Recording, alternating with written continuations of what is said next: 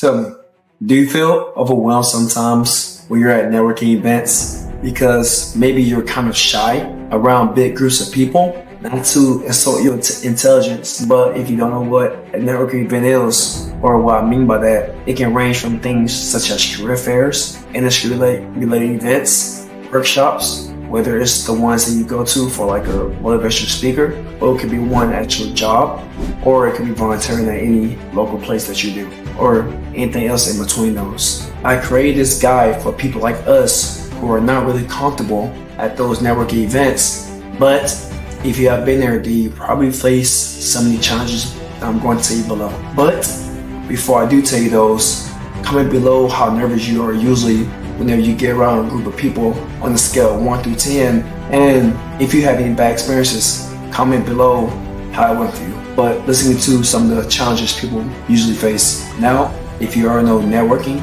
is a challenge for you when it comes to a large group of people and you just want to go straight to the strategies, just skip ahead 2 to 5 minutes. Just listen to the strategies or the tips in order to overcome this fear. Now, sit back and relax and let's get into it. That first one is small talk. Sometimes us as introverts find it challenging at times to start conversation with strangers because the topic sometimes feel like it's trivial or like short-lived. Like it wouldn't even matter a minute later or so. And we may struggle at times to keep them going or interested in the conversation because the conversation itself don't interest us. And it can be mentally exhausting to us as well and hard to stay enthusiastic during the whole conversation. The second one is us approaching strangers. That's hard for me because as an introvert and a person who don't really communicate with others much as I should, I guess, I don't really just approach people, to be honest. We worry usually about being rejected or not knowing how to approach someone in a way that's can come off as good, if that makes sense.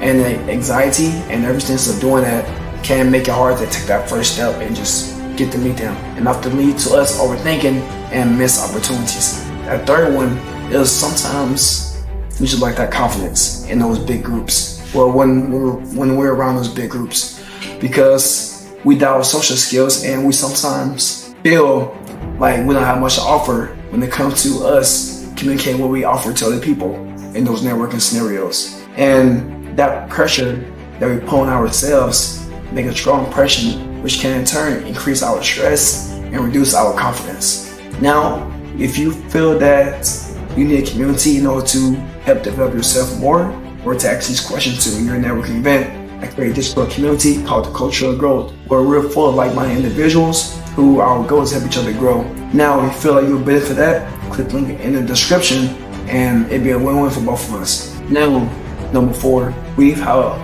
a preference for those deep conversations, right? Think of those ones where you're with your friends, when you're at the beach or something, and you just lay back in the sand and just look up at the sky and just talk simply. We prefer meaningful things over superficial chit chat about random stuff.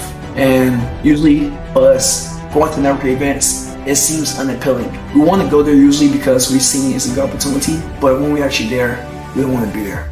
It's weird. But usually those events are, or we use them for quick interactions and it can suck sometimes. But the next one is energy management. For us introverts, we really don't like talking. So being in groups of people like that and talking a lot can drain our energy. We can start off here, but end of the day, this is 0. We'll go to maybe right here. That's how bad it would be. So often we need time alone to recharge, and we might struggle to balance the social interaction. We preserve our energy, leading to burnout overall. And the last one is building and maintaining relationships.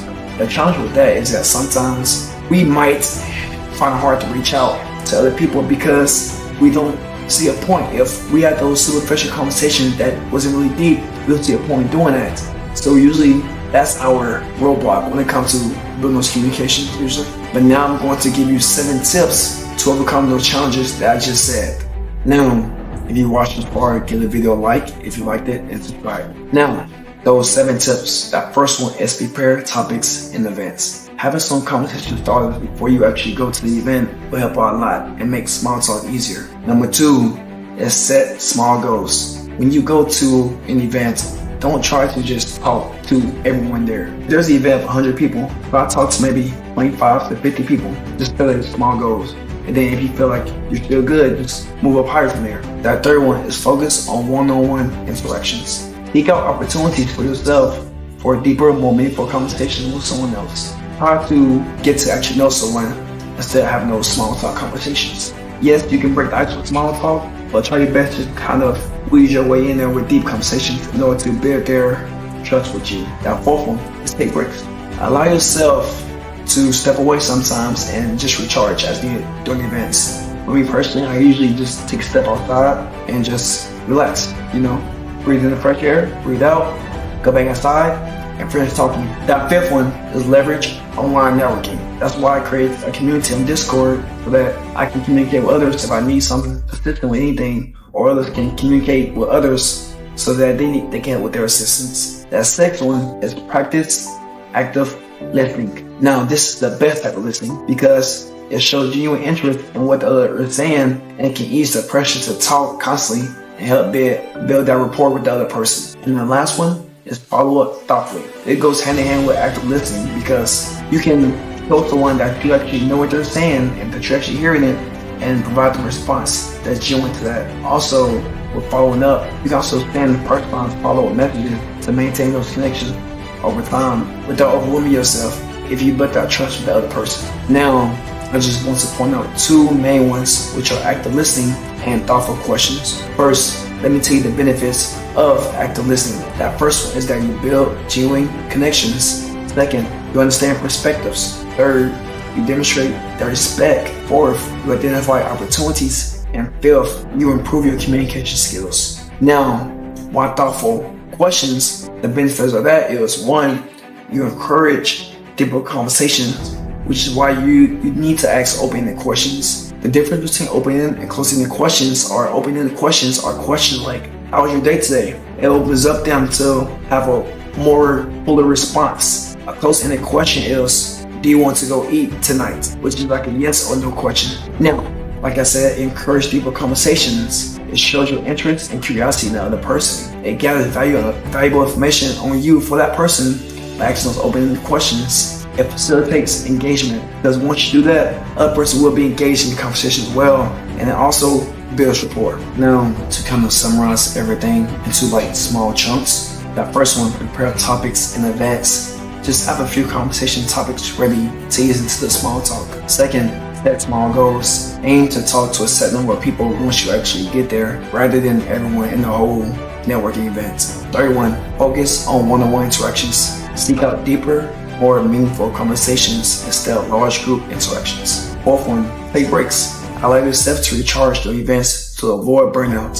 Fifth one, leverage online networking. Use platforms like my Discord or LinkedIn, or you can use Facebook communities, groups, stuff like that for less intimidating occasions. 6, practice active listening. Show genuine connection in others to build that rapport and engage meaningfully. And 7th, follow up thoughtfully. Send personalized messages based on the conversations you had, and that's going to be used to maintain that connection as well as to kind of build that trust and not to overwhelm yourself. Now, by using these interactions and these strategies, you can network successfully and authentically. Also, remember to focus on those meaningful interactions, preparing in advance, and leveraging the online tools that make your process of networking more manageable and more rewarding. And also remember to use those active listening and thoughtful questions to enhance the quality of those connections at your networking event, as well as make it a more valuable and fulfilling experience. But that's all I have. Thanks for listening and stay motivated.